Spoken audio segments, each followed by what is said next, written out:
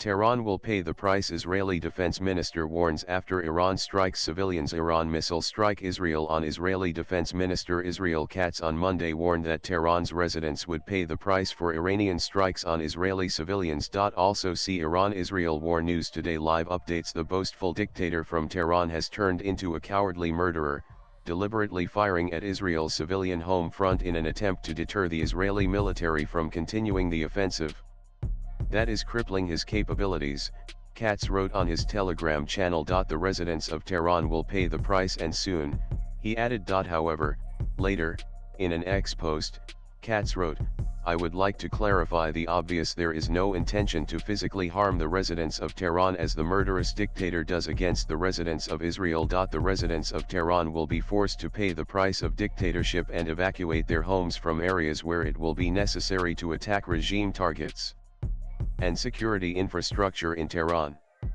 We will continue to protect the residents of Israel," he added. Katz's warning came as Iran launched a new wave of missile attacks on Israel early Monday, triggering air raid sirens across the country. Emergency services reported that at least 3 people were killed, and dozens more were injured in the 4th day of open warfare between the regional foes. Iran announced it had launched some 100 missiles and vowed further retaliation for the surprise attack on its nuclear program and military leadership that Israel began last Friday. Also read: U.S. Embassy building in Israel's Tel Aviv damaged after Iran missile strike. Powerful explosions, likely from Israel's defense systems intercepting Iranian missiles, rocked Tel Aviv shortly before dawn on Monday, sending plumes of black smoke into the sky over the coastal city. Authorities in the central Israeli city of Petah Tikva near Tel Aviv said that Iranian missiles had hit a residential building there, charring concrete walls, blowing out windows and heavily damaging multiple apartments, the Associated Press reported. The Israeli Magen David Adom emergency service reported that 2 women and 1 man were killed in the wave of missile attacks that struck 4 sites in central Israel.